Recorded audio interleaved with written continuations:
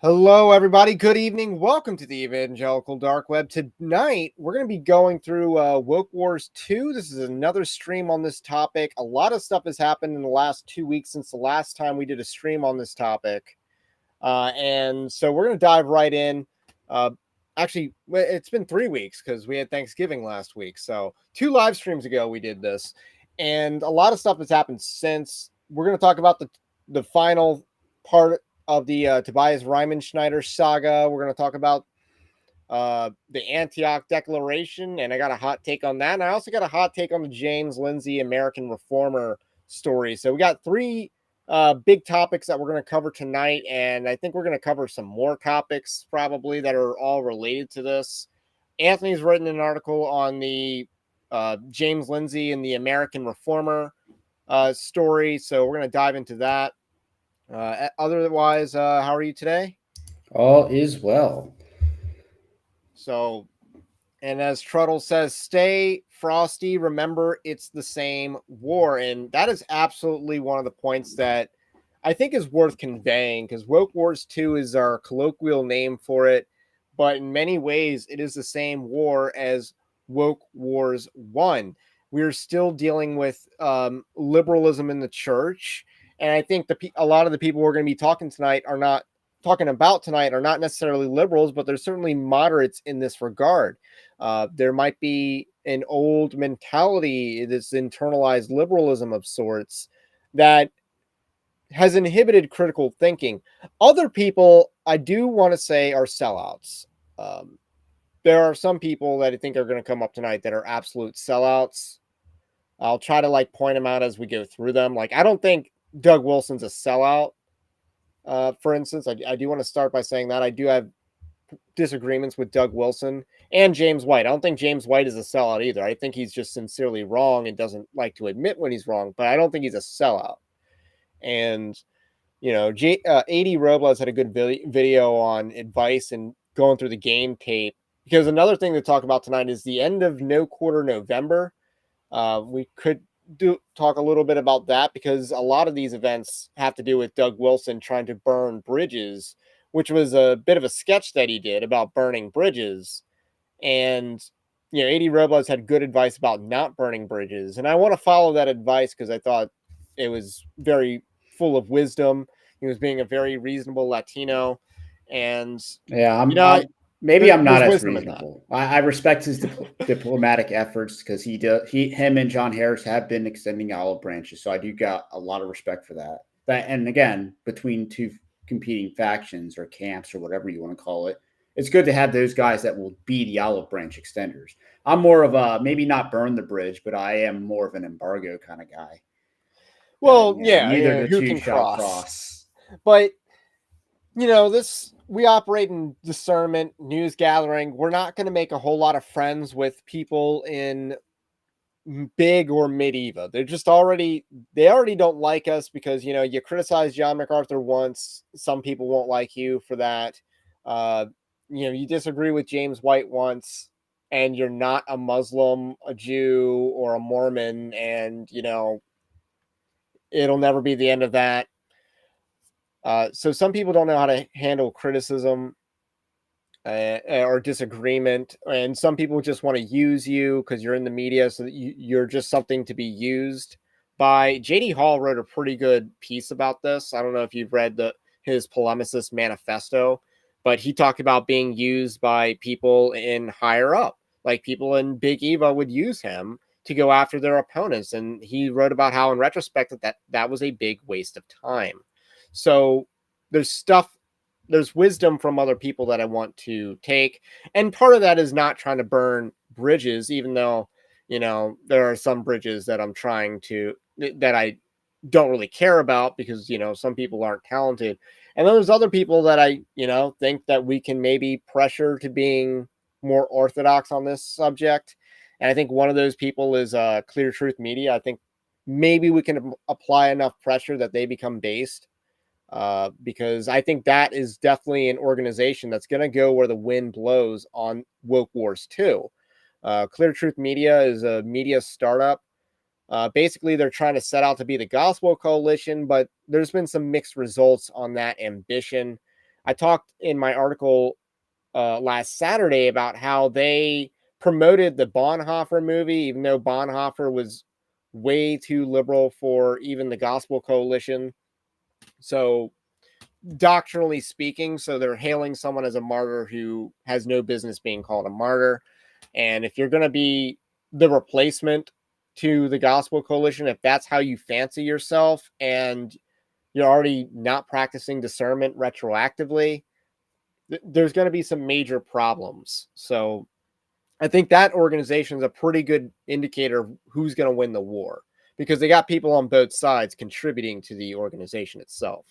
So, so Woke Wars 2 is in many cases just like Woke Wars 1. In Woke Wars 1, a lot of people went woke for black people. In Woke Wars 2, you're just replacing black with Jew, and you got a lot of the same premises. So in one case, I think, people want to be cool because black culture is cool culture in the United States. It certainly has been all our lives. And in the next case, people want to keep their positions in media, because even in Christian media, Jews pretty much dominate Christian media. Prove me wrong. So, especially when you consider like crossover appeal to like con Inc. establishments like Daily Wire and and even Blaze Media. which I do think if you were to accuse Doug Wilson of selling out, that would be your tangible evidence. I don't think Doug Wilson is a sellout. I just think he's sincerely wrong about some things, because, again, Doug Wilson is more moderate than people think. Like, his theology isn't that based. He did endorse Sam Alberry's book back in the day. Yeah, I mean he is a theological pioneer, and that is to a fault.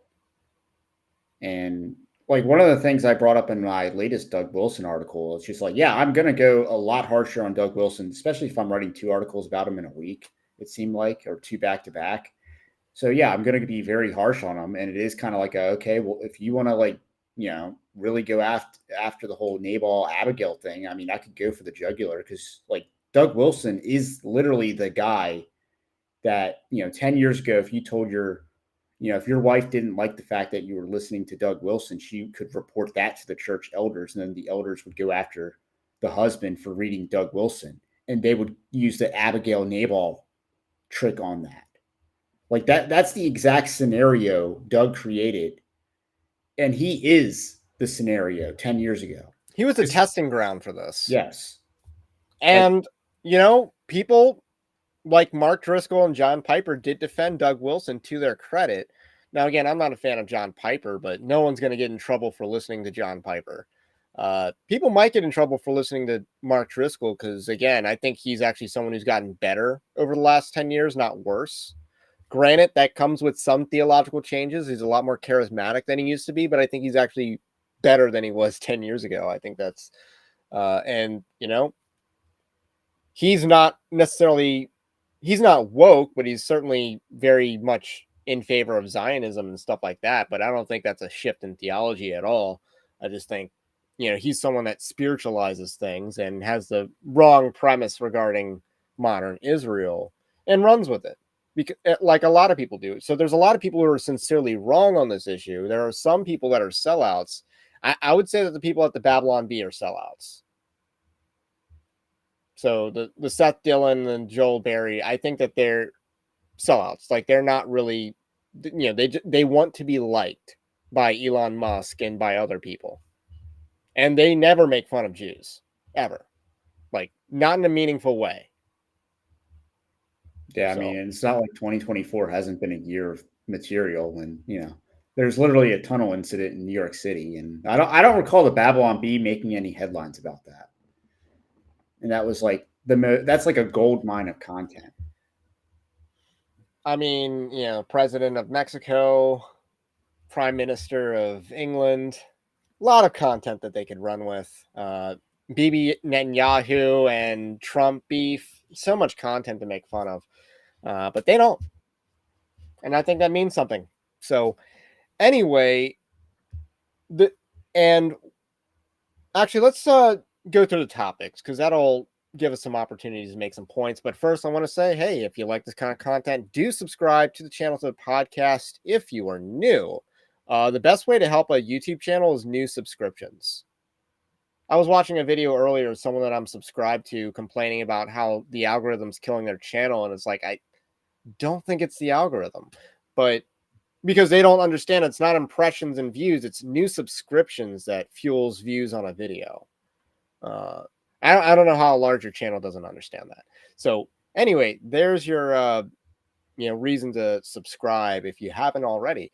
We also have a Patreon like system. I've been putting out some more content behind the paywall. I got a juicy article on Daily Wire that's going to be behind the paywall. That's going to come out this weekend. So there's a reason to subscribe to the Patreon like system, and a new initiative that I'm doing. Everyone at the activist level, which is the lowest tier, will get a free copy of an ebook of Winning Not Winsome, 10 Commandments of Spiritual Warfare, which is in the background of the stream, but I do have a physical copy on me. So you can get a free ebook copy. Please use the email address in your account that will be associated with where I send the ebook to, or specify otherwise if you sign up. I have yet to announce this, so this is my announcement of that. I'm going to be doing that for the next month. So I believe, early January, I'm going to cut that to a halt after we do the year-end live stream, which I think is going to be on January 2nd or 3rd, whenever the Thursday is. Oh, wow. Doing the year-end after year-end. The second is the Thursday. I should know that because that's I think it's better than doing it on the 26th after Christmas. So that's my thoughts. So there's your promo. So let's dive in. Let's start with the Tobias saga, which after the last video that we did on that, he did a response video on the Wednesday night before Thanksgiving, which I was very cynical about. This is someone that's trying to enter into the American evangelical marketplace. I think he's pretty well aware of the holidays that we have here, and especially if you're trying to break into media. Your understanding of news cycles and stuff like that. If you want to, you don't do that on a Friday. You don't do that the day. You don't do the Friday holiday. news dump.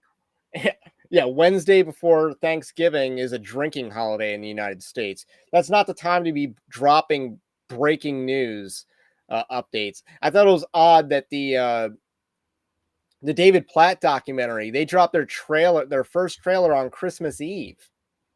Like, why? Why is that the time that you're going to be doing that? So that was a weird decision, but there's a reason Hunter Biden... that one makes more sense because of Christmas Eve services. So they're trying to get ahead of people looking into David Platt and attending his church.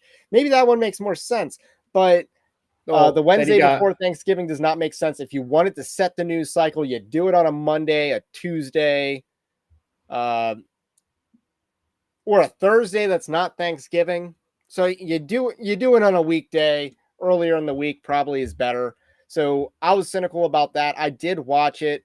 His complaints mostly stemmed around he had a complaint about one-party consent recording. So in the United States, I don't believe it's every state, but I know Texas for a fact is a one-party consent state where only one party has to consent to recording a conversation for it to be legal. By the way, no party consent, I don't believe, is legal. So you can't just record someone else's private conversation that you're not a part of. But so that's what the consent part means. Tobias Riemenschneider was very uppity about two-party consent because, again, this is not someone who believes in free speech. He's very European in that regard. So he doesn't believe in free speech, and he attributes it to be sin in order to record someone in a one-party consent fashion. He believes and alleges that Joel Webben entrapped him to say something that he otherwise wouldn't have said. Yeah, like his grandmother liking Hitler. Yeah, I guess he wouldn't have said that if he was, if he was if he knew he was being recorded, he wouldn't have said his grandmother was a Hitler enthusiast, So, or that he would burn synagogues or no, sorry. No, he didn't say burn. He would never burn.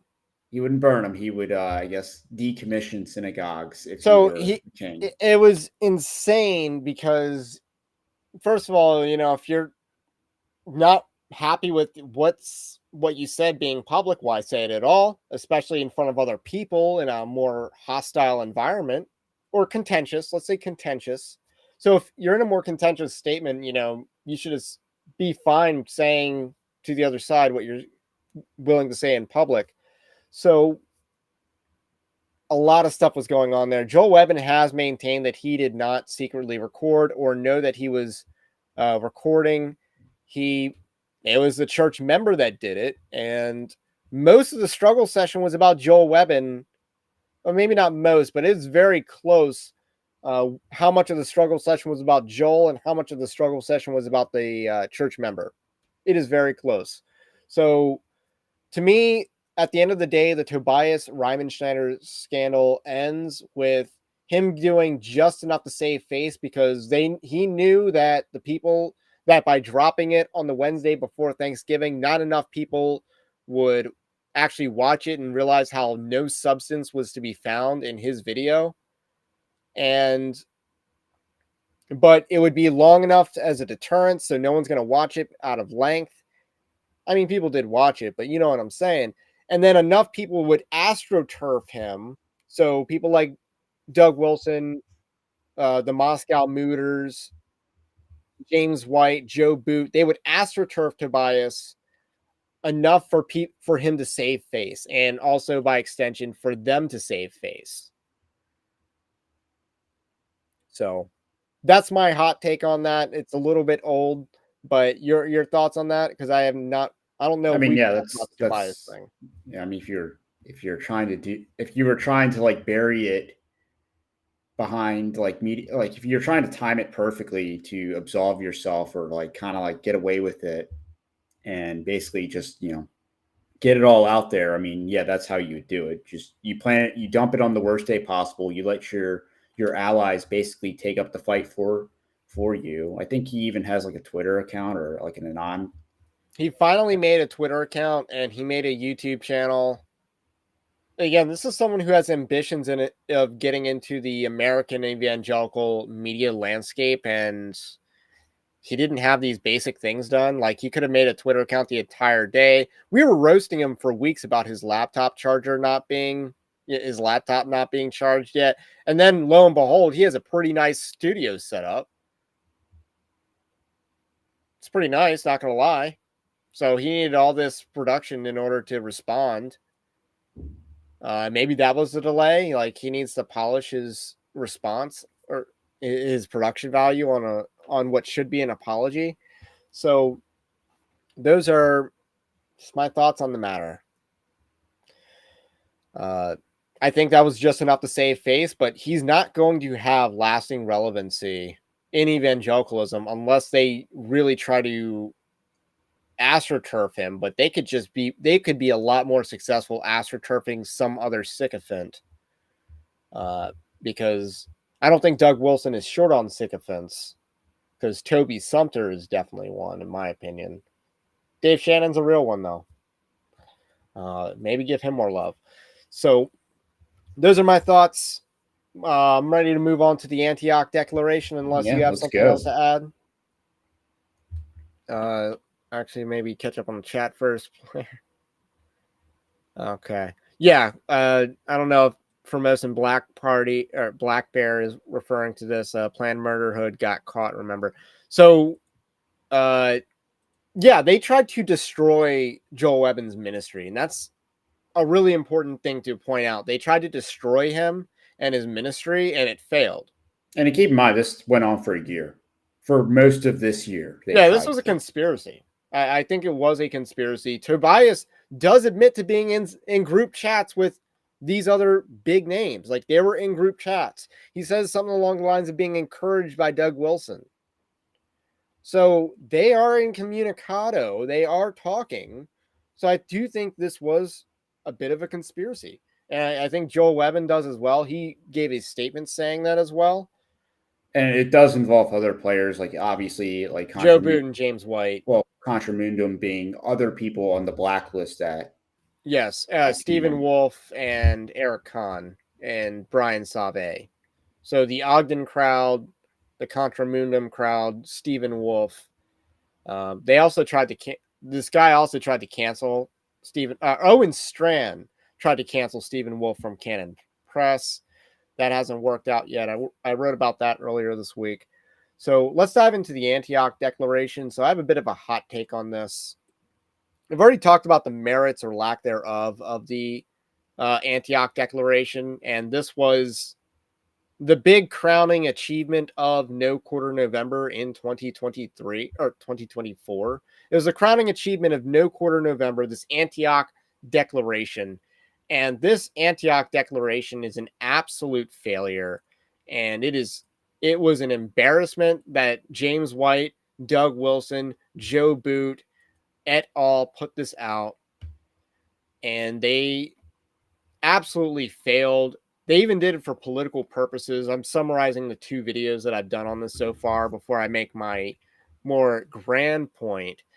So they basically wanted to debunk or denounce people for noticing.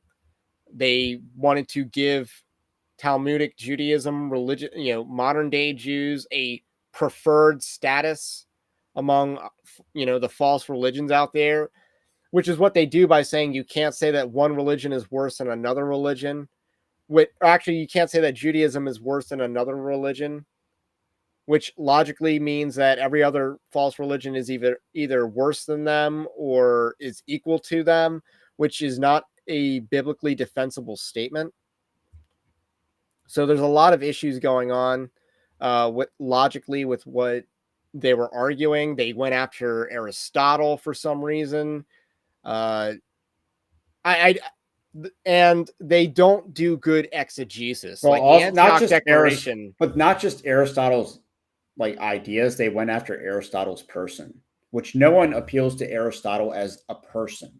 Aristotle is only his ideas at this point. Like most people have pretty much zero insight as to who he was as a person, other than some guy in Athens, like over 2,000 years ago at this point. No, but they went after him as a person, not just So his yeah, ideas. right. So I want to talk about the Antioch part because they completely do bad exegesis on Antioch, and this is a story about them about a group of Judaizers introducing law to the gospel. They were adding law to the gospel, and that is a no-no, obviously. What the Antioch Declaration does is make it about race. It was not technically wholly about race because Hellenistic Jews were uncircumcised. That's what made them Hellenistic, by the way. Not that they spoke Greek, because Jesus spoke Greek. It was that they were uncircumcised because the Greeks would never circumcise themselves. That's unheard of for the Greeks, who believed in human bodily perfection. Like they valued that. It's very evident in their statues that they value the ideal human form. So they wouldn't believe in things like circumcision. So the Hellenistic Greeks would not do that. And so they were also victims of the Judaizing heresy. So they misread that and interject a woke read of that on the basis of race. And we have seen so many times that people use the division in the Galatian heresy to make a woke argument when it's really about adding law to the gospel. And they get that wrong. So the other thing that's worth bringing up is that the Antioch Declaration got spammed, and it was beautiful. Like how No, many I fake mean we got signatures? Steve Lawson on this stream, right? Okay, I'm gonna make a confession. The Steve Lawson one was me. Not, I did not think it would make it through. I put in Um, way more plausible ones that did not make it through. I put in Orenthal Simpson. That didn't make it through. O'Shea Jackson. That didn't make it through. But all of a sudden, I do Steve Lawson, which is so on the nose, and that slips by the goalie. I think that's the racism here. I mean, like Way Mar got through too. I know. I mean, my if I go through the fakes, you can go through some of them, but if I start doing that, I'm gonna lose composure because I'm laughing so hard. Yeah, my favorite's a great joke about that I guess at India's expense, because it's like, man, you trying to get this channel canceled? Yeah. But yeah, that one was my favorite, because it's like, Do you know how wow, many Chuck that joke Schumer? actually got through. Do you know how many Chuck Schumers from New York made the list? Like, the guy's a senator, and that made it through. But I do O'Shea Jackson from not Compton, but Riverside, and that doesn't get by. Like, who makes the rules here? I've submitted a lot over the last few days. They've not updated it since the last time they updated it, which I believe is about a week ago. C.I. Schofield made it through. So many people made it through, and someone spammed my name on there, and Pete Quinones and Matthew Pearson. Yeah, we're all getting spammed here. Peter Quinones, yep, classic. So, and then someone gets through Toledo Gates.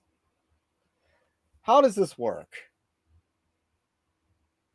Asher Sheckelberg? Yeah, How does that this was work? ridiculous.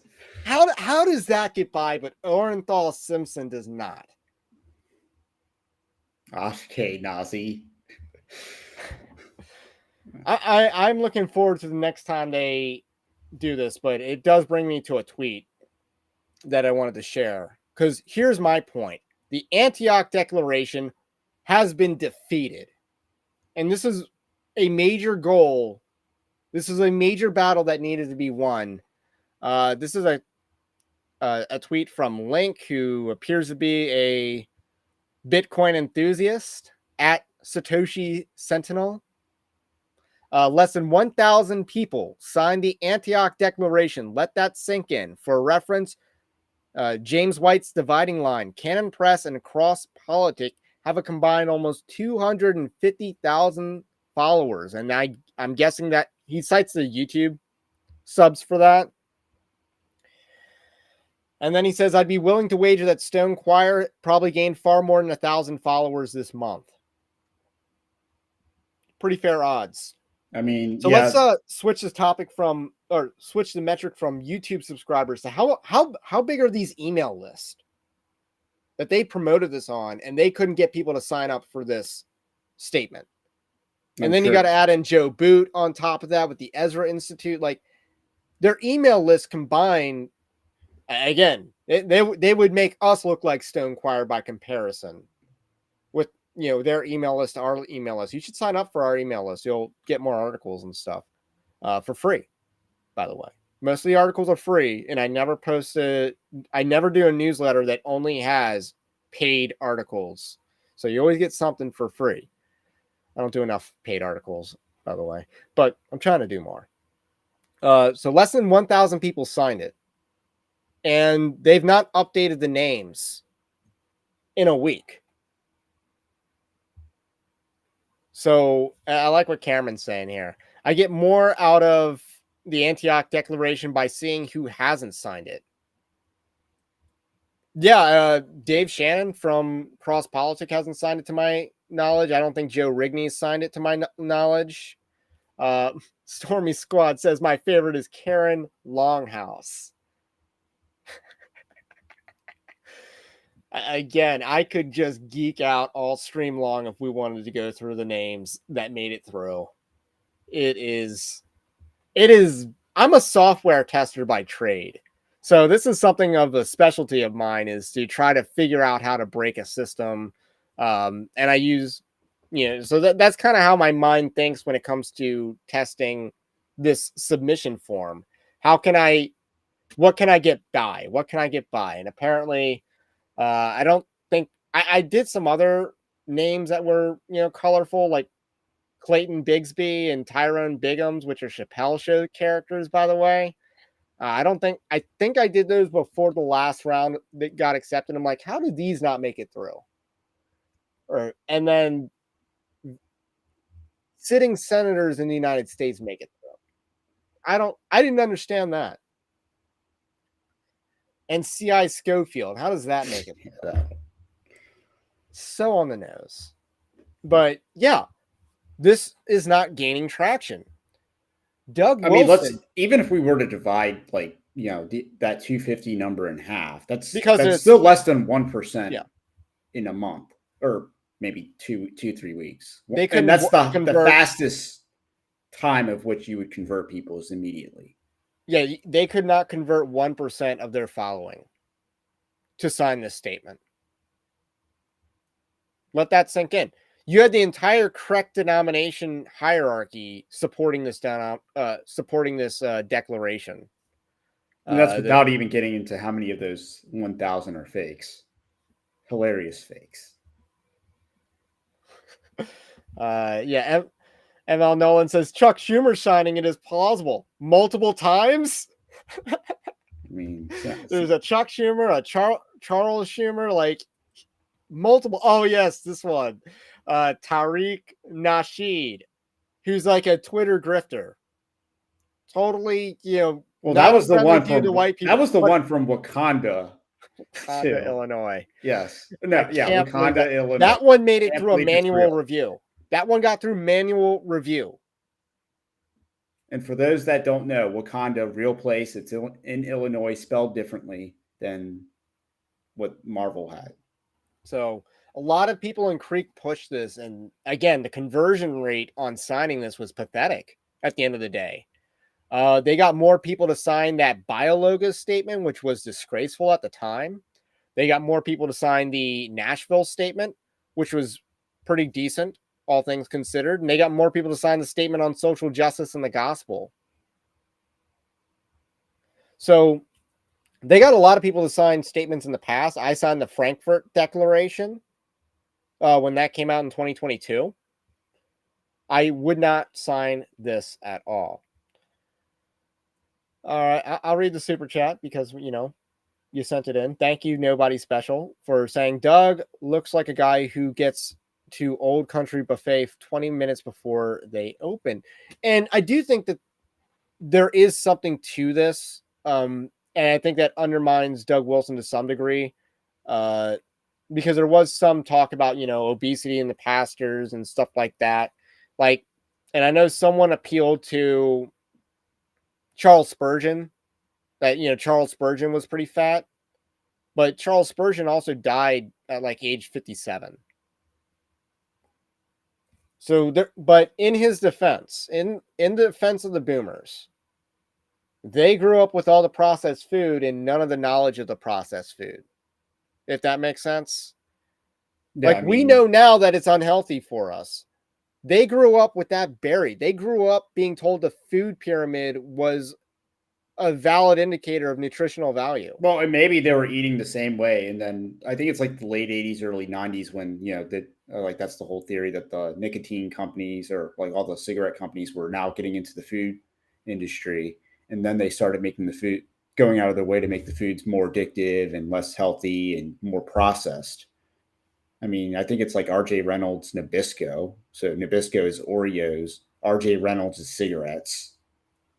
So you have a combination of a company that will then make the products more addicting, and Oreos being a super stimulus type of product. I will agree with the chat in saying the Mr. Rogers setup and the tire did not look good on him.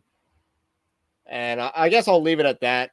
I just think it's a poor gimmick of like you did all this lambasting of White Boy Summer is gay, and here you are mimicking Mr. Rogers with the set and everything. And I didn't even realize, it's like you were really playing into that, not just like I didn't realize they began their podcast episodes with the music from Mr. Rogers. I mean, I've never seen Mr. Rogers, but I hear that, and the painting guy was whose name escapes me, and things like Sesame Street were like the three pillars of like PBS and children's programming back in the day. No, the guy I'm forgetting, Steve Irwin, obviously needs to be up there. Absolute pillar in the field. But I'm not familiar with Mr. Rogers' Neighborhood at all. Maybe I'm too young for that. But it doesn't land with a lot of people, and I think no quarter. Bob Ross. That. Thank you, chat. So Bob Ross, the art guy. Yes. So there's a lot of. I think No Quarter November was a failure, and this was the pinnacle of No Quarter November. This was what they were building towards for almost an entire year, if you can believe it, because they had beef with Joel Webben going back to February or something like that. And in May 2024, I believe, is when Doug Wilson starts parroting the woke right talking point of James Lindsay. So we're going to talk about the James Lindsay thing next. But I think that the Antioch Declaration has been defeated, and this is a win. This is a W. I think they're too demoralized to even do another manual review of all the signatures that I've submitted because they haven't updated the list. The more that they tried this route, the worse they look. And this was kind of a resounding defeat for their efforts, and honestly, a very discrediting defeat. And they're almost, not to like speed up with the transition, but they're almost thankful at this point that Lindsay did what he did, because it swung all the pressure away from the Antioch Declaration and Doug Wilson onto James Lindsay versus American Reformer. So there is a shift that happened because of that, or they're able to get a lot of the attention off their back and let James Lindsay and all the paleocons duke it out. And let's answer some questions in the chat. I'll answer this one first. Are the signers pastors or just anyone? Just anyone. A lot of pastors signed it. Anyone can sign. There was one female pastor that signed it, but otherwise, men and women signed it. It is to me, in some ways, it's a good test of the friend-enemy distinction in a way, but not completely. Like, I don't want to burn more bridges than is necessary. But someone who I would consider a sellout was on the list, and I don't know. But I say that, but they're not going to be mentioned tonight because they're not relevant to anything else. Nobody special with another super chat. Thank you. Who is the true leader of the conservative, masculine, reform, trad movement today? And that, I think, is going to be a problem in answering, because I think things are too segmented for there to be a true leader of any movement anymore. Like 100 years ago, you could have a true leader of a movement. I think even early, and that's what you're going to see. So even with now, everything's so fragmented, everyone can build their own anthill, so to speak. So no one's going to be as large, but there's going to be more of it. I actually do talk about this in one of my chapters about never erecting evangelical popes. I talked about how in spiritual warfare, we're going to end up being more decentralized. And I talk about how that's a good thing. There are some limitations to it, but not having an evangelical pope, I think, is more beneficial than harmful. And it does allow us to tackle multiple issues with speed. And I think that'll be it. So do evangelicals have a Jordan Peterson? No. I mean, that technically would be. I don't think he's even. You think if you want to say he was the Jordan Peterson, so, certainly tries to be. I don't think have. I think Joel Webben would answer the question. I think he's emerging as that. Or at least as the guy with not most market share, but most market share could still be like 12%, and everyone else is like at like 10, 9, 8, 7, 6. So it's not. I think there's a sense in which people like Joel Webben could be the emerging leader because he passed all these people in subs. He's not passed everyone in subs, but all the people that he's opposed to in Woke Wars 2, he's passed them in subs on YouTube. And in a very short period of time. Good for him, by the way. When I interviewed him in 2023, he had 24,000 subs. So he's really come up in the world. And I'm hoping to make it to his conference next year. So, as balkanization continues even in our small circles. And that's the problem. Like, again, especially with, when you look at like James White, Doug Wilson, and like a lot of their behavior. Like, Reformed has this reputation, and part of it, I would say, is because it's very logic driven. But when you get logic driven and you combine that with, like, I guess, dogmatic passion, then you become very prone to like purity spiraling and dividing over like little things or little differences. I mean, again, the logic thing goes back to the Reformation, where I think, Francis Turretin can be seen saying, yeah, our camp is very logically driven. And, we do rely a lot on reason and logic, and ironically, the classics that, James White doesn't like. But so that is just a facet of the Reformed camp, is it is very logically driven. And that can lead a lot of bad directions if people don't want to temper reason with, I don't want to say compassion, but with, How about natural affections? or prudence. Okay. There's being reasonable, and then there's also being prudent. Yes, which is a biblical, where the Bible uses the word prudence for wisdom, by the way, and many times. Also discernment. Because most people think, Solomon asked for wisdom. No, he actually asked for discernment. That's what he asked for. And God granted him discernment. And I guess he had discerning taste in women. But with that said, yeah, I think there's a major issue in Reformed circles is, now I do think that some people just want to hate the church. So, oh, we're the worst. And I think that's a negative attitude that's, is unhealthy to have. Like, I don't really accept church narratives that, Christians are the bad guys in situations. I think there's times where there was compromise that led to the church doing bad things, like locking down in 2020. Like that was clearly a bad thing, but overall Christians were the good guys in that. Like, we were the ones that were the lone bulwark on a lot of things, and taking flack for not getting certain medications and stuff like that, euphemisms. So not a big fan of, blaming the church for things in general. Not a big fan of that at all. And with that said, I do think there's some of that. There are some people who just want to divide over nothing, but there's also just debate, and people don't know how to act with the debate. Like, they assume that anytime there's a disagreement with someone, there's hate going on. And this would be Tom always Buck today on, well, maybe not today, yesterday, reacting to Joel Webben. Yeah, that, like, he had a weird read of that, and I didn't. Maybe I'll do an article on that, but it didn't happen. I don't think an article's needed on that. No. It seems like the situation reconciled itself. But yeah, he was disagreed with, but he wasn't attacked or anything. And some people don't know how to handle disagreement. Some people don't understand what Twitter is. Twitter is for attacking people. If you want friendly social media interaction, go to Gab. I mean, you'll get some trolls, but I don't care.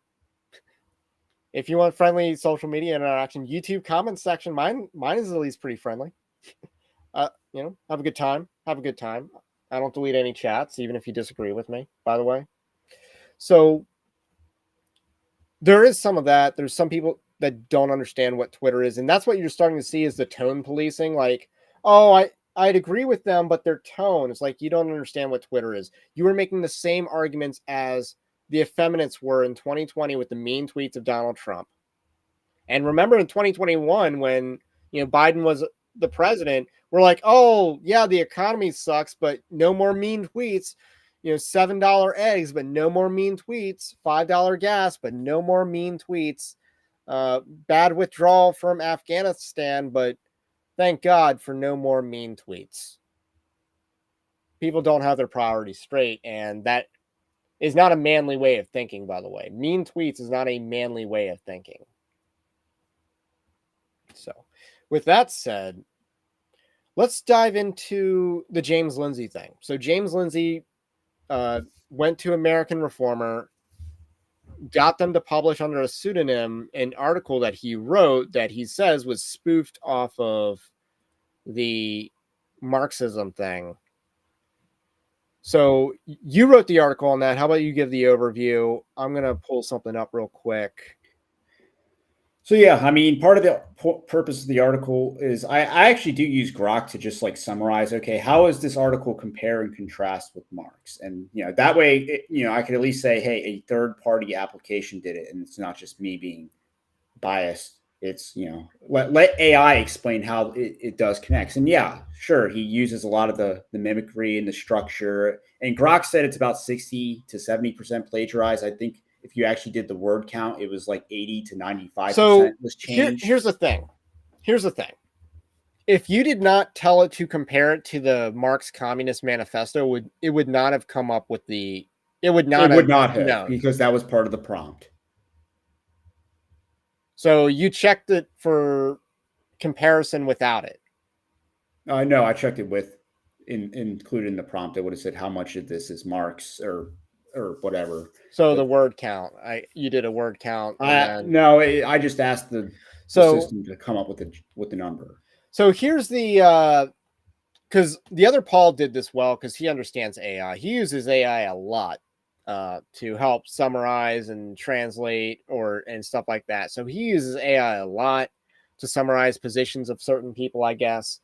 But the opening, he says when you tell AI to compare, the American Reformer article to the Communist Manifesto, it's going to compare them. If you say, hey, is this based on that? It's going to find a way to do that because you've introduced bias into the prompt. You've introduced the bias. If you were to say, hey, plagiarism, check this American Reformer article, it would, and this is what the other Paul said, it came back as, hey, there's no plagiarism here. And this is why with the highlights. And now the first paragraph is one in particular I did highlight in the article because I talk about how, okay, yeah, the first sentence, yeah, that could be, a little bit of an illusion there. But again, that could be played off as innocent. So like referencing a famous document and this is like parody. So this is what James Lindsay submitted, and this is from him. So this is his Twitter account that submitted this picture that we are using today. It says, a rising spirit haunting America is the spirit of a true Christian right. Moreover, all existing powers of the American regime since the end of the Second World War have aligned themselves against it and its reemergence from the shadows of American civic life, politics, and religion. The Marxist left and its neo-Marxist woke descendants and the liberal establishment, the neoconservatives, and their police and intelligence apparatuses. So that's the first sentence of the American Reformer article. It does read weird. Yeah, it's very clunky. And again, that second, like the first sentence, yeah, you can say maybe he's doing a little bit of a play off Marx. It sounds like a speech, though.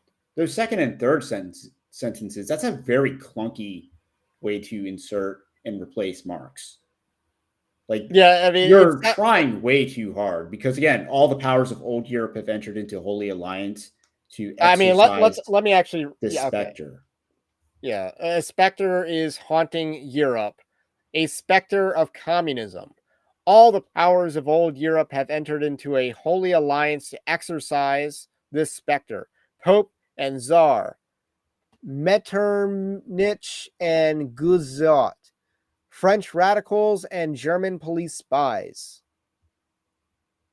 And then there's another paragraph that he didn't copy, so he omits this paragraph where the party is in opposition that has not been decried as communistic by its opponents in power, where the opposition has not hurled back the branding reproach of communism against the more advanced opposition parties, as well as against its reactionary adversaries. What?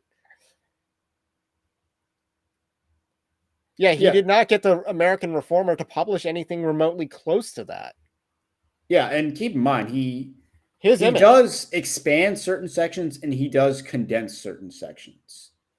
And that's one of the things he does. And again, his PDF version of where he goes like line by line through the article and I guess through the Communist Manifesto text, that becomes very evident is that some sections were condensed, some were very much expanded. And I do go through a little of that in the article because again, because I assume this is the very beginning of Communist Manifesto. So it's going to be more descriptive, not prescriptive. Marx is describing the environment as it is, or at least as he sees it, not necessarily what his solution or prescriptions are. And again, if you actually look at what Marx's solutions are, spoiler alert, he basically thinks it's liberalism harder, and that will eventually give way to communism. And that communism's an inevitability from liberalism, which, James Lindsay's solution is actually liberalism even harder. So one thing that I'm contemplating tweeting out is who's actually farther left? Like who's more left wing? Joseph Stalin or James Lindsay? So James Lindsay is a 2015 liberal. Joseph Stalin put the kibosh on a lot of sexual degeneracy, believed in architecture, and obviously did a lot of really bad things, but I mean, he was more of a gangster than an ideologue. yeah, he wasn't as ideological as Lenin was, who wasn't as ideological as a lot of things, but Lenin was like Lenin is like in the gay activist hall of fame. Like he's a gay activist. One of the most prominent gay activists of the 20th century for sure. By prominence, I would say he's number one. So let me read the last part of this comparison. So this is from the American Reformer article. There are two consequences of this unholy alliance. First, the Christian right itself is recognized by all these forces to be a power and thus a threat. Second, it is time for this arranged order to end, for a new Christian right to emerge and stake its rightful claim on 21st century American politics. I mean, the funny thing about the first sentence is that's James Lindsay's entire shtick, is that, the Christian nationalism is this big threat. That, like, he's the one that's literally saying that. So again, that's one thing I'd ask about. I'm glad he believes it, though. I mean, yeah, but part of the whole problem with the American Reformer article is, okay, how much does Lindsay actually just agree with? Is like, and again, I'm referring to a lot more of the descriptive passages in the article. How much of it does he just actually agree with? Like, he's perfectly fine with like humans being atomized, or does he just deny that liberalism actually leads to atomization? Which is, I'll be honest, it's like, if you would deny that, then you're just not very intelligent, and especially in the realm of philosophy, because I can name like a dozen philosophers that have recognized it, and they're across various schools of camp. And again, one of them would be G.K. Chesterton, who I actually do name drop in the article as someone who would have very much similarities with Marx, but his solution is clearly different. Right, because at the end of the day, the industrial age, like that industrial revolution brought about a lot of problems that everyone wanted to solve. Like the working conditions sucked. Yeah, like Everyone had like this created such big problems for nations that you're going to have a lot of movements that want to solve these problems. Yeah, and I think that is very much overlooked, especially on like the American right. We kind of think, oh, Marx was like this underachiever. He was this loser. He never did anything. I think he even lived like with his mom or whatever. Which, okay, sure. Even if all of that's true, I mean, again, I don't really think he's unintelligent, just wrong. And I don't believe in underestimating our enemies, even our ideological enemies, unless they give us a reason to be like, these people are unintelligent. Which I think James Lindsay is unintelligent, though. I mean, you would think, as is Charles he unintelligent or is he just malicious? Because he's supposedly a math guy, which means he is supposed to be intelligent. So is Neil Shenby, right? I have no clue, but so I would more say it's malice, or he's kind of being paid to spout certain talking points by a certain person. Because he has New Discourses, which is founded by Michael O'Fallon, which again is entirely complicit in this deception article. Well, really, it's the fake news. It's the fake news of saying I got American Reformer to publish the Communist Manifesto. So let me read the part that is the communist part. Two things result from this fact. One, communism is already acknowledged by all European powers to be in itself a power. Two, It is high time that communists should openly, in face of the whole world, publish their views, their aims, their tendencies, and meet this nursery tale of the specter of communism with a manifesto of the party itself. Again, that last part is nowhere in what he submitted to the American Reformer. Yeah, the only thing that's the same is the 2 points. And the second is what? It's time for this arranged order to end and for a new Christian right to emerge. Okay. Yeah, that's not even apples to apples. I mean, I'm surprised he didn't do the nursery rhyme. Like reading this right now, I'm surprised he didn't do the nursery tale. And that's a Bit good in there, take. Like, which you could he have done does this that better. throughout. Is he tries very hard to insert like that kind of language, like the nursery tale, because he has something about like the Philistine something that Marx used, but he uses that same line. It might be like Philistine conditions or something. So he does that throughout, or this golden calf, I think that's also an illusion, except it's free trade, and I think he replaces it with liberalism. And then it proceeds to talk about free trade, which was Marx, but So I don't think he did not get anything over on American Reformer, and thus they left the article up because and made it James Lindsay. They gave him attribution for it because at the end of the day, he didn't do what he said he did, and that is a lie. Like, maybe submitting a article pseudonymously, I don't really care about.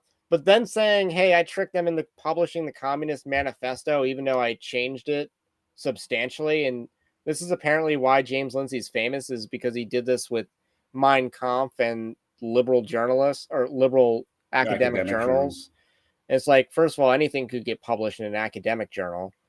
Second of all, you did the same level of changing the words, and you're somehow a celebrity for that, an internet celebrity for that, even though you've done like nothing meaningful. Your critiques on critical race theory suck. Your solutions on it are terrible, if not non-existent. I don't get it. There's nothing to this guy, and as Charles Haywood would say, he's low IQ. I don't And care if he has a math Haywood actually PhD. Haywood really addresses like what is classical liberalism, because that's one thing I'm kind of seeing from this entire debate is, oh, I'm a classical liberal. That means I believe in like limited government and free trade, or not free trade, but like I guess they might say free trade or Free economic market, maybe, like and national defense. yeah, it's like I believe in like freedom and liberty and not limited government, which like no, limited government is not liberalism. Like that was like limited government, consent of the governed, like all of those things are more English tradition. They're not necessarily tied to liberalism. Like if it's liberalism or enlightenment, it has to be like more tied to like John Locke and Rousseau. Another thing to point out is that warfare really determines the system of government that becomes prominent. So, what do I mean by that? In ancient Greece, you had phalanx formations. So, you had infantry units that were very powerful rather than knights and stuff like that. So, these infantry units were very powerful. It was a very democratized fighting unit. And so, the people that fought in those infantry units could demand a certain amount of political power. Obviously, this falls apart in, after the fall of Rome, and during Rome and the fall of Rome and after the fall of Rome.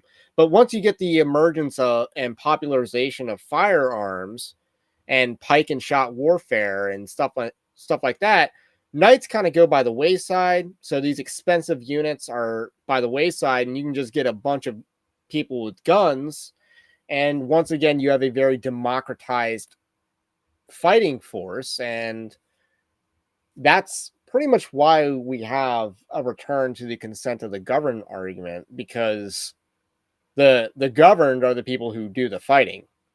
Well, I mean, And even from like a biblical standpoint, because I've read some of that in Samuel Rutherford, and again, he's not really an Enlightenment or a classical liberal thinker, but yeah, he talks about the consent of the governed is natural, it is biblical. The idea that the people have to consent to the king, which again happens in the Bible. If you look at Saul being affirmed by the people, David being affirmed by the people numerous times, and then you have So even though these people Rehoboam not being affirmed by the yes, people. so And God justified that rebellion. God acknowledged that their breaking away from Rehoboam was justified. So, yeah, the consent of the governed is critical to the legitimacy of a ruler. So, even though these people, like David and Saul, were both anointed by God for their crowns, it still required the, I guess, It's still consent of the utilized, I governed, should say. as we would say. It's the consent of the governed was still a factor in like when their reigns actually began. Like David was crowned, or anointed, but he was still probably a decade before he became king. Yeah. So, yeah, I think a lot of ideas like hegemony is one thing that seems to be coming up. And Karl Marx, he did not invent hegemony. He did not discover that hegemony exists and that dominant cultures are dominant. Like, that is not a Marxist idea or criticism of culture and society. So, when Christian nationalists say, hey, the pagans are in charge and this has negative consequences for all of society, that's not a Marxist critique because that's just basic hegemony. Well, that's why, like, you can literally like go through a lot of the American Reformer article. A lot of it doesn't really make sense because it's again, this is why it's just like, why did they pass this through? Because it's using a lot of fanciful diction. It's got a long word count for an article, so you're almost wondering why did they just let this through? I mean, American A lot of Reformer the is known for long sentences, word counts. and I guess the structure, it's very foreign to even like Christian nationalism rhetoric or dialogue because it's using a lot of different terms. So that's one thing I did notice. I don't know if you wanted to actually pull up the article and just take a couple lines from it, but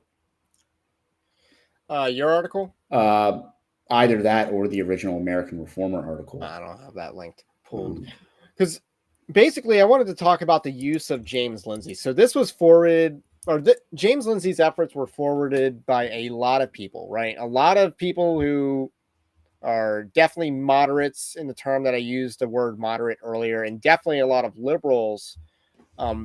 They ran with this story. Babylon B was probably the biggest promoters of this within the Christian sphere. Seth Dillon and Joel Berry, who I would probably consider both liberals. Um, so they both ran hard with this. Yeah. And they knew it was fake news. Samuel Say, medieval guy, who I think is a bit of someone who is not in the position that he's in because of merit. And he's not an American, which is worth pointing out because so many people that don't understand American politics, because they're not Americans, really try to interject themselves. You got Douglas Murray is a big name in that sphere. Joe Boot, I think, is comparable to that as well. And definitely Samuel Say as well. And he also likes Taylor Swift, which, yeah, it's pretty gay. But nevertheless,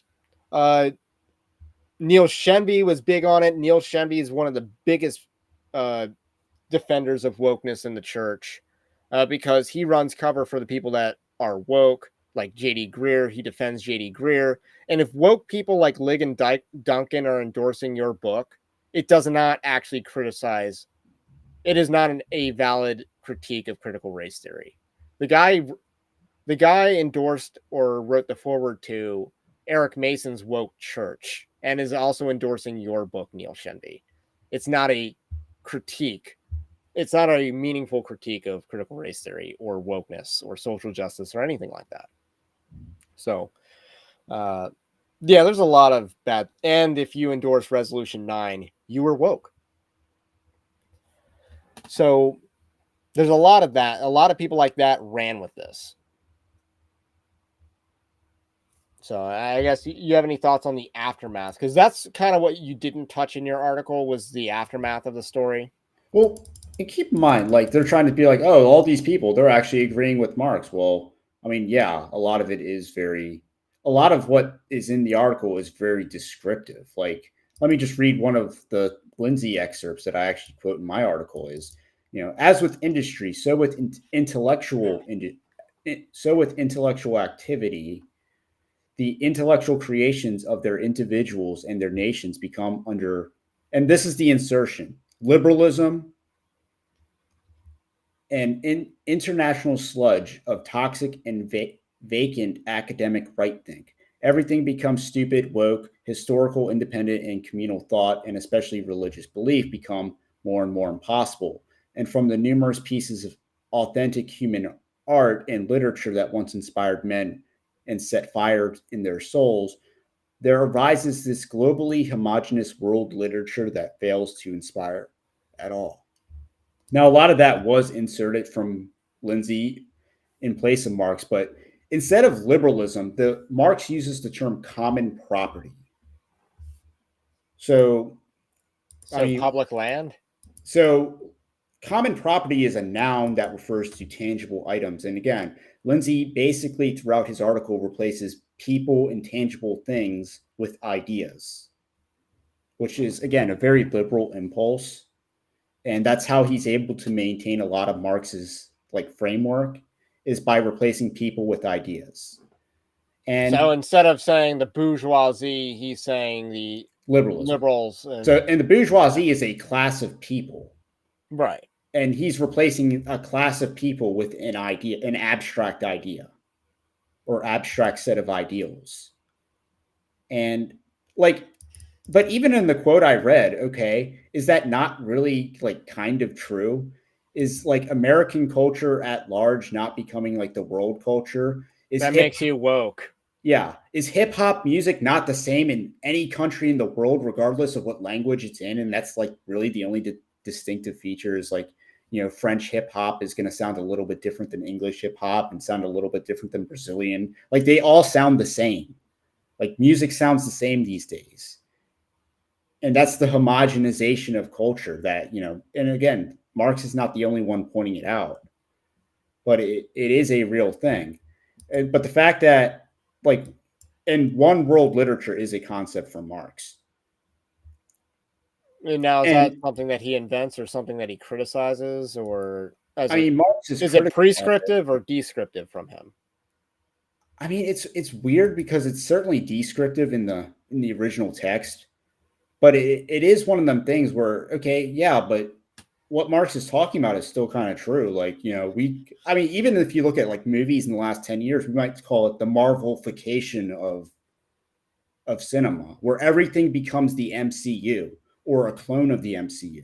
Oh man. And that's liberalism. That's this homogenization of culture, which again, Man, I that didn't is get the way more book, true. but there was a guy that wrote a book earlier this year that talked about the the total state, which talks about how everything becomes the same. That's a managerial instinct. You see, but he's the biggest thought leader in the woke right, I'm told. Yeah, By the James biggest Lindsay. thought leader.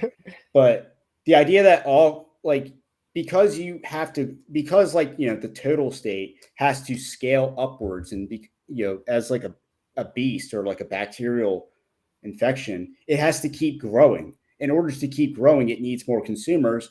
But if you have more consumers from different nations, different backgrounds, etc., well, you got to make all the consumers the same so that you can keep growing at scale. Because as soon as you get to a point where your consumers are not all homogenous, then that's when there's a breakdown. And again, you can look across industries where a lot of cars are kind of the same. It's just, one's a Honda, one's a Toyota, one's a Ford, Chevy, Chrysler and all that stuff. So a lot of vehicles are basically the same. It's just you have different brands. Yeah, that is very true. I mean, I think the most distinct are Ford and Ram as far as pickup trucks go, but everyone else seems to be either maybe Chevy's a little bit more distinct, but everyone else, like Toyota, is definitely going for a Ford look. And so everyone else is trying to look like one of them. Yeah, like even the paint colors are pretty much the same across the board. So like this is the homogenization that is a real thing, and that it's like, does James Lindsay just deny that this is real? And again, you don't have to be Karl Marx. You're not saying I agree with and affirm Marx. You're just saying Marx actually was able to identify something that was tangibly true. And again, he's not the only one. And Right. I that's mean, how many observations of Marx are unique to Marx? And I think probably not. And again, I asked AI to actually give me a list of philosophers, and And again, one of them was G.K. Chesterton. So I want to pivot as we're kind of getting ready to wrap up. Why are they using James Lindsay? Like, why are the liberals and the moderates in this fight? Why are they pivoting to James Lindsay? And I think this is where Woke Wars 2 is the same as Woke Wars 1. Why did they bring James Lindsay into the church in the first place? Because liberals will always side with new atheist before they side with the right.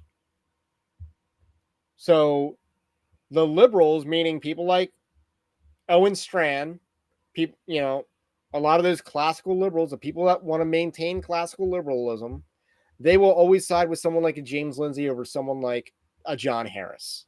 John Harris should have a way bigger platform for all the work that he did fighting wokeness. He should have a way bigger platform. Yeah, I mean, social justice goes to church, but yeah, because he's too far right, that's why he gets snubbed in favor of the James Lindsays of the world. Exactly. Because those people view people on the right as a liability. So people like that, they would rather partner with an atheist outside of the church who hates them, who just wants their money, who does not have adequate critiques, who does not have any solutions. They would rather partner with someone like that than someone who's in the church, will name names, actually opposes wokeness, actually has solutions. They're not interested. Keep in mind, I mean, James Lindsay is basically just a contrarian. And I don't again, think he's that. I think he's. I see. Like he doesn't have his own like philosophy other than like classical liberalism, even harder, which again is what Marx thought.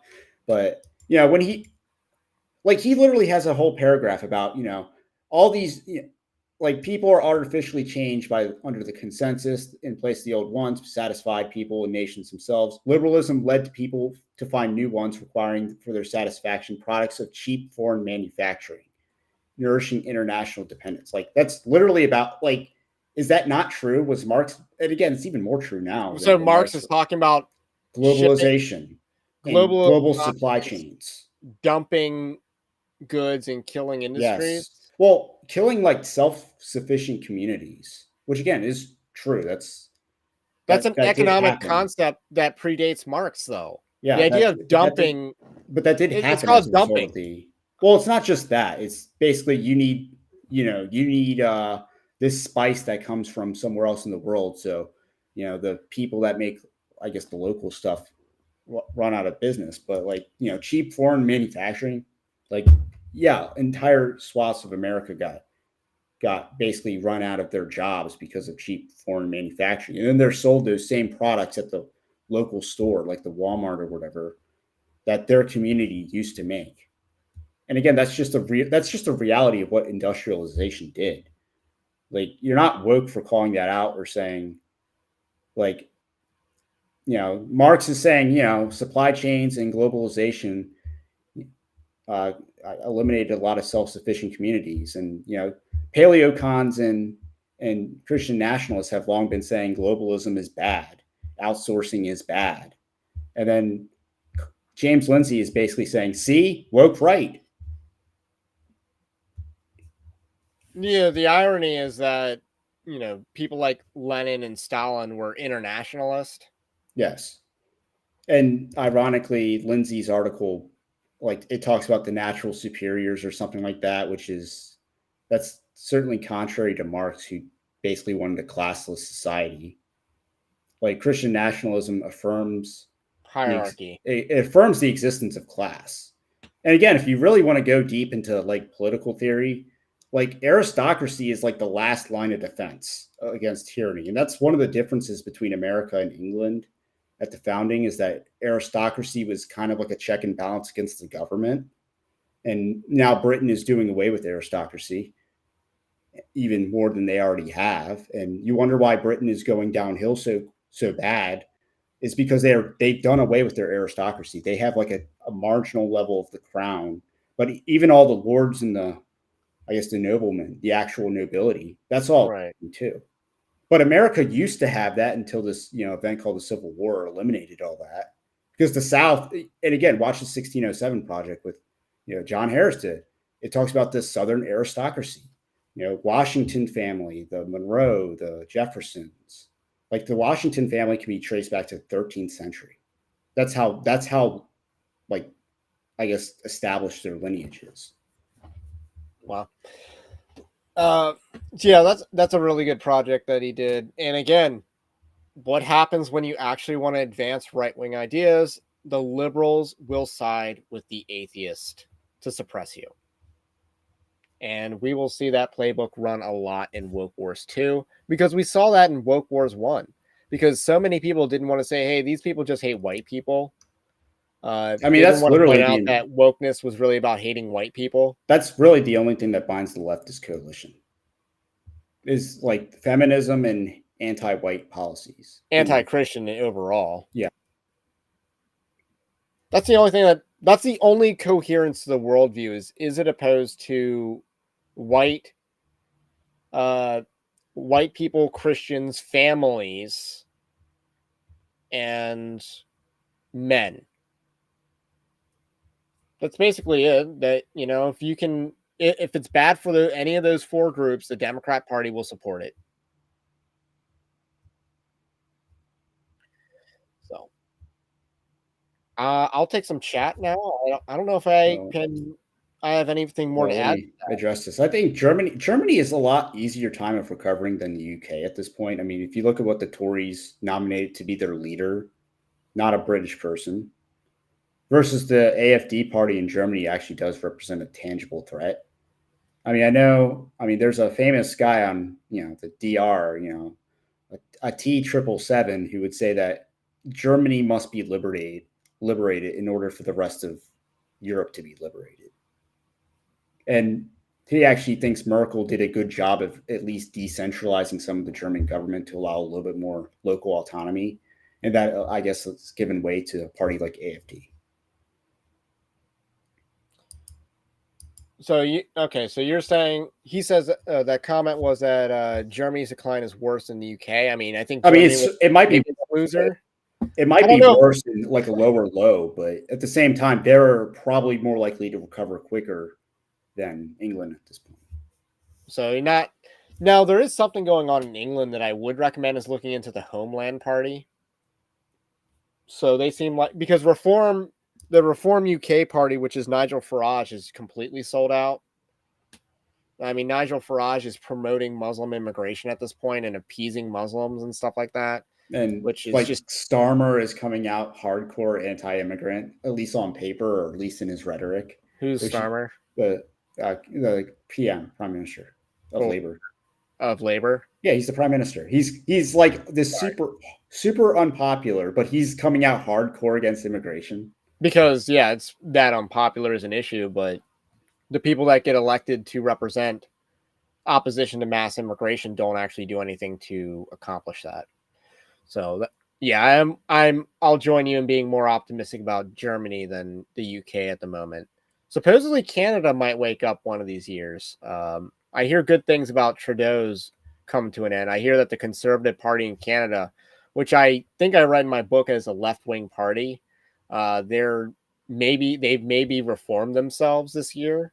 No, I mean it's probably like, who knows, because I mean, the Tories in the UK ran on anti-immigration for like 10 years and made things worse. So Yellowmont says, Ray, Wendell's law still holds. Christian pastors will only stand up to something if a woman does it first. So there's two parts to Wendell's law. One is that part, and the other is that a woman in a prominent position will always skew liberal more as the years go on, which I think there will be some exceptions to. Like, I know for a while I thought Ali Stuckey was going to go a little bit left, but it does not appear to have been a sustained course, in my opinion. So that's been averted for now. But I think you could see some exceptions to that. But getting Christian women to be prominent, very difficult, not natural in a lot of ways. But we'll see. But the first part of the law, Christian pastors will only stand up if a woman does it first. And I wasn't sure if it was about Christian pastors, about women standing up for something, but yeah, because I'm a little lost in the law itself. But yeah, I think there's a lot of truth to that. Christians. But again, that's also just how Con Inc. is structured. So I don't know if it starts in the church or it just seeps over into the church, but it is part of like this like manager, like maybe it's part of managerialism, like having all this like HR culture that's just everywhere, even where it shouldn't. Uh, what is the commenter says? What's the deal with modern cars? Did I miss something, or are you on another stream too? No, Anthony made a comment about modern cars. Yeah, modern cars reflecting a lot of homogenization in culture. Though it also could reflect the whole outsourcing of jobs, and then you're buying that same car that was manufactured like in your town at one point, except you're buying it from a dealership. That same car was made in Mexico. And like, free market liberalism would say, that's awesome, even though cars cost way more than they did then. So let's see. Actually, I want to comment on this one. The theory of behind copyright law was to keep literature from stagnating. Now there is a monopoly on copyright, and entertainment is stagnating. now, and again, that's true, but I don't think the cause is right. So, because you know what drives people nuts is, or what should drive people nuts is a movie like Wicked, which is fan fiction, which is absolutely stagnant literature because you're making fan fiction of someone else's work. And that's because the copyright's expired on it. Just my and again, that's an example of something like Marx would say, this one world literature in decline. And like, again, he would probably attribute it to something like copyright or even like the bourgeoisie controlling art, and thinks that the classless society would allow like more, I guess, freedom and creativity in literature, which I don't think is certainly not provable. But I just think as you have managerialism, a lot of literature might stagnate because, again, you have that HR culture in literature. Publishing houses are very like woke and liberal. So, and then of course, again, look at the last 10 years of cinema. It's just like, wow, everything's the same. Like a lot of just monotony in that's why a movie like Joker can break $1 billion when everything else is just Marvel cinematic crap. Yeah, I was not a big MCU person, like, ever. Because so many of their movies were just average. And literally or disappointing. Repetitive template movies. I mean, the fact or origin stories. I don't like origin story movies. I mean, the first two, like Spider-Man with Tobey Maguire, that's a good origin story movie. Batman Begins is pretty good, but I'm always going to prefer like the next movie. Like Dark Knight is going to be better than Batman Begins every single time because it's not an origin story. We don't have to do the origin story. So Captain America, First Avengers sucks, but Winter Soldier is a much better movie because it's not an origin story. And so yeah, I mean, last 10 years proves that like Ant-Man is terrible. Copyright law doesn't protect literature or improve creativity, but again, it doesn't. If you take away copyright, you're gonna get even worse results. Yeah, it might be the only thing holding back more Wickeds from appearing because again, that is a creatively bankrupt story just on its premise. Yeah, you get serious question from Romans 8 Shaman. What's going on? How do you avoid burning bridges when the actions of JB, Tobias, Doug Wilson, James White, and their allies are irredeemably and tangibly damaging? I mean, I guess that's why it's embargo the bridge, don't burn it. But I mean, yeah, for me, I don't subscribe to any of them. And at some point, I probably was subscribed to at least James White and probably maybe not Doug Wilson, but I might have been subscribed to like Cross Politic or maybe even Canon. So it's just I'm just gonna unsubscribe, unfollow, and just not do business with any of them. Even though ironically, if I wanted to do business with Canon, it would be like to buy some Stephen Wolf merch. But nope, not gonna do it. I might, but I'll definitely get the Stephen Wolf stupid version of for the stupid people. I'll get his book for that, the very short case for Christian nationalism, which is his next book. I'll definitely get that book though. So how do we avoid burning bridges? So there is more about maybe the relationship between, say, myself and these 4 or 5 names that you bring up, yeah, maybe that is never going to be repaired. But there's enough of their followers that I don't want to burn the bridges so much that people can't cross the bridge from one side to the other. So that's something to be clear is I don't want to alienate people unnecessarily because I want to go, Doug Wilson's been wrong about a lot of things lately. But I don't want to say, hey, because you like Doug Wilson, you can't listen to me. I want to make sure that doesn't happen. And obviously the other way as well, like just because they're someone who's a follower of Doug Wilson doesn't mean I can't listen to them either. So there's some sort of rapport that needs to be maintained. Even if the trust between, James White, okay, which is odd because in the past 2 months, or maybe it's 3 months, I've defended James White from being called a heretic, by the way. I did a video on that because the Steve Day Show co-host was calling him a heretic. Yeah, I mean, it's really. So I've defended James White. I've defended Doug Wilson, and for them to just stab us in the back like that. And keep in mind, it's not like Doug Wilson doesn't have, I'll say, a checkered history, because he had the slavery book, as it's slavery in the South, or as it was in the South, or whatever. It's just like, dude, you got to be a lot more gracious to people when that's in your Wikipedia section. Like when that's in your Wikipedia, like life history, not early life history, but like when you have that in your past, you ought to be a lot more gracious, considering all these people stuck with you through that. Even though I'm not even accusing it of being wrong. I'm just saying, hey, that was hot. Yeah, that was some spice. You had some ghost peppers. So yeah, there's got to be an effort, and I'm working out how to not burn the bridges. So I'm trying to work that out. Like I'm trying to say, hey, maybe I'll call Samuel, say this, but I'll make peace with the people that and I'm gonna trash Owen Strand, but maybe Jamie Bambrick, we're gonna have a discussion and a dialogue. Tom Buck yesterday, I had a little calm interaction with him and stuff like that. I wish he answered my question. How the absurdist poll actually advances patriarchy. I wish he would have done that. But so let me pull this one up. Sorry, so industrialization didn't necessarily do that. Corporations deciding to cut costs, even if it meant lower quality, did. So part of what industrialization did is it deracinated man from his work. So if you go back to feudalism, like the lord of the manor had to take care of his people. Like even in the South, the masters still took care of their slaves.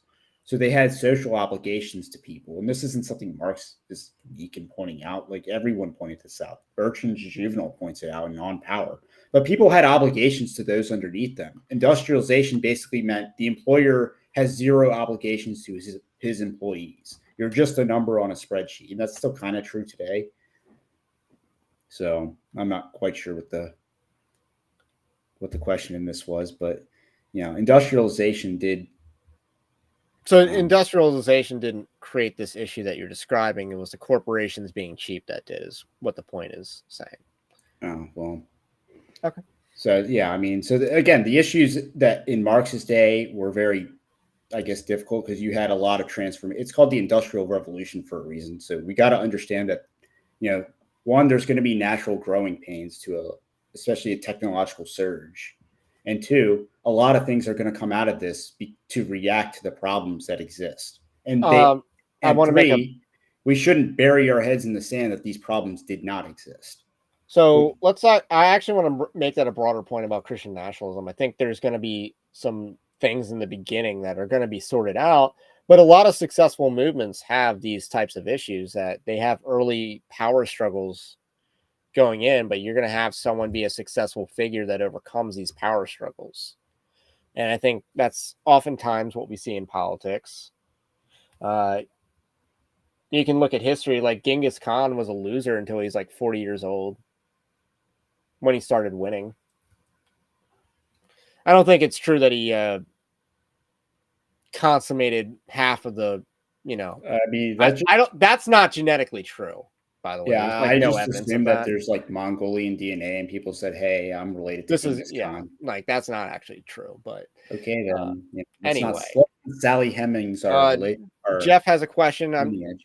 We're already past last call, by the way, for questions. I didn't put the thing up. Why do you think Wilson is solid on the CSA slavery, but it seems to be less tolerant of other spicy dudes? Is he just older? Yes, but I would say people don't like people to their right. You see this in conservative ink all the time. Like, is Ben Shapiro actually Ben Shapiro has? Is Steven Crowder going to have someone on a show that's more conservative than him? Generally, not when I ever watched did he do that, and that kind of became annoying at a time. Like, everyone that you're talking to is like edgy liberal. Yeah. Okay, how about someone that's far right?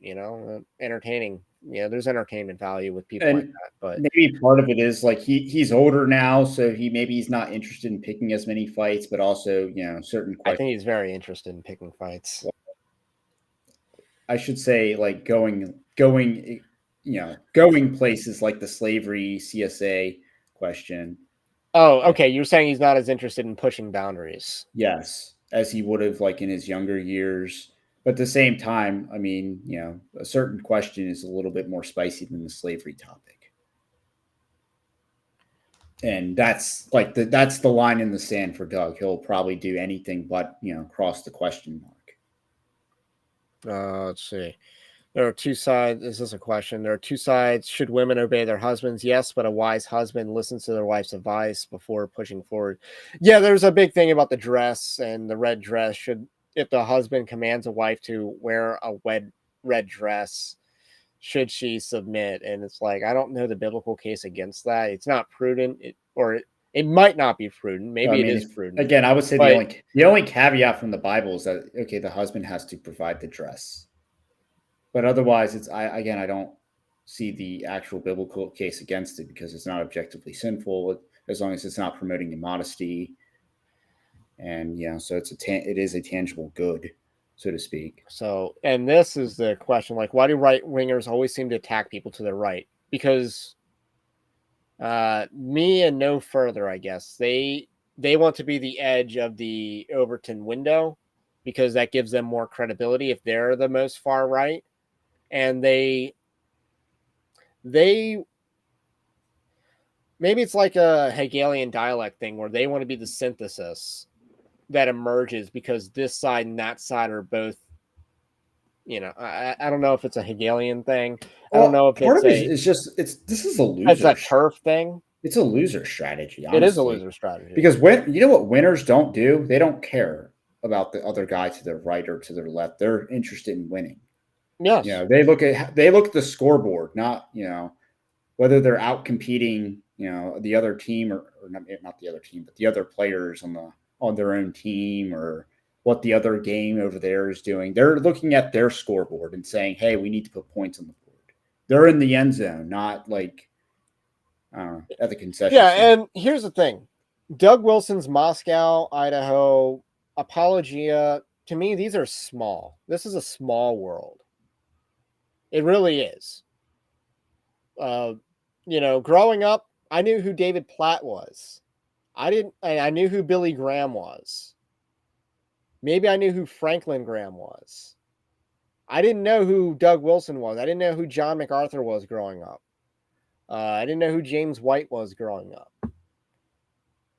I mean, I didn't follow celebrity Christianity growing up. There's a lot of Christians that aren't in this world. Moscow, Idaho is a small town. It is a small world. it's like a small college town. So, But and I'm not saying that to denigrate them, but there's a lack of understanding of the big picture here that we need to be shooting a little bit bigger than just being the next Doug Wilson. well, and Are you really calling it 30,000? It has 30,000 people. That's still by definition a small town, right? well, might be a big city in Idaho. Maybe not. Maybe in Idaho, yeah. But But we got to think bigger. well, It is a bigger world out there. I We mean, want one to of the reach things more people than one of just that. I talk about, and this is in the abortion article I wrote, is how does the pro-life movement turn things around? And again, instead of like purity spiraling and starting fights with other Christian ministries and going to war against Joel Webben, Like the cultural climate is vastly improving in 2024. There is a vibe shift that is happening. It is tangible. It is real. And Moscow basically denigrated White Boy Summer.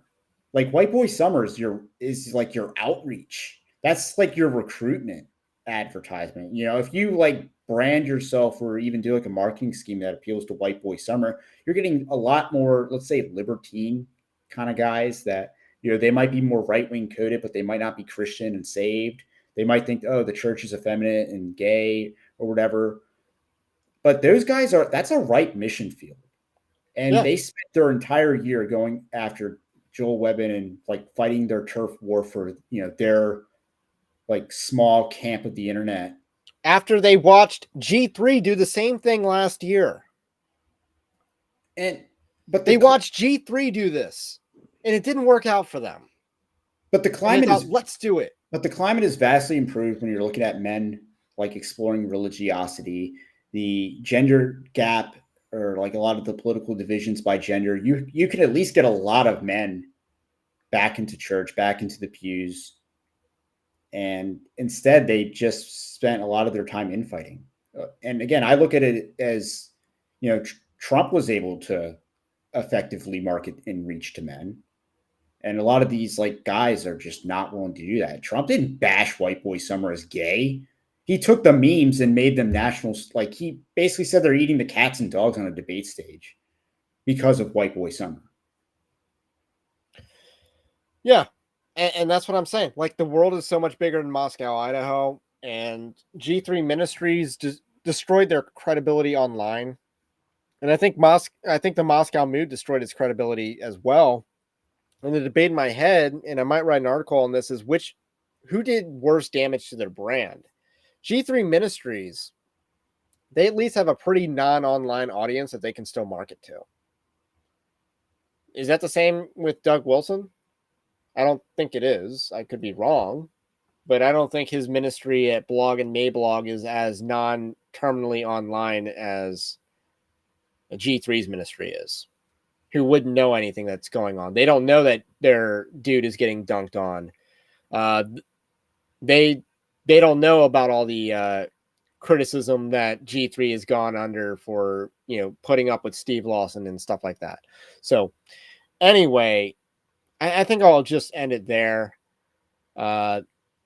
Yeah, don't black pill. A lot of reasons to white pill. And yeah, the church should be looking at a lot of the cultural climate and thinking, wow, these are some nice tailwinds. You know, this is a promised land. Let's go and take it. Instead, you have Doug Wilson acting like the 10 spies that are saying, no, there's giants in here. Don't. No, we need to have this.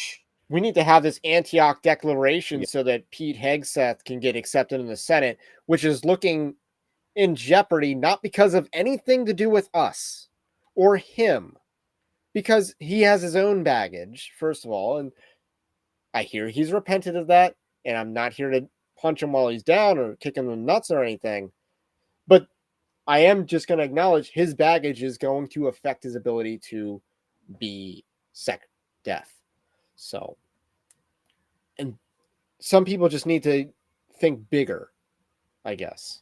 It's a bigger world than Moscow, Idaho, and it's not worth alienating yourself and burning more bridges than is necessary. I'm just going to shoot bigger and aim for, you know, reaching more people. We're going to get more people discerning and stuff like that. And if some of those people like Moscow, Idaho, sure. But if some of those people are more charismatic, you know, what they need discernment in charismatic world. They do. So that's just my thought on that. So, I mean, that's all I got to say. Check out the book, Winning Out Winsome. Subscribe to our newsletter. That's completely free. And the offer stands for the, I'm going to do an announcement on the offer to, if you sign up for the audio, if you sign up for the lowest tier, we're giving away the ebook of Winning Not Winsome. So, you have anything to add? No. I don't. I could go off on another tangent, but you know, white pill. A lot of good things happening in the world. You know. Yeah, we beat the Antioch Declaration. We beat but even in the culture, like the broader sense is we should be focused more on the world, not on internet turf wars. Yes. And there's a ripe field out there if we would actually like appeal to it and not say, hey, you're in sin for questioning, you're a Nabal, you're Yeah, let's and I want to put a finer point because someone might misinterpret what I'm saying to say that I'm clout chasing or anything like that. Because I have a more entrepreneurial mind. So they are thinking about market share, which is how much of a slice of the pie do they have. They're thinking about market share. I'm thinking about market size. Can we make this a bigger market? And if it's a bigger market, sure, our market share might go down, but our market size goes up. All of our market sizes go up if the market is bigger. If the market is bigger, all of our audiences grow. A rising tide lifts all boats. So that's my mentality, is like we need to recognize that, hey, if we increase the size of our market, meaning do more evangelism, expose people, get people discerning. Like I do news commentary and gathering. So I'm just someone who writes articles on stories that are going on and, and stuff like that. Obviously, we're going to apply Christian worldview. Like, I'm going after things like Christianity Today. So I'm raising issues in the church, or raising questions and stuff like that. But if we're all focused on, rather than as a business standpoint, increasing market share rather than increasing market size, we're going to do better. We got to stop the turf wars and stuff like that. So I'll end on that note. Have a blessed night.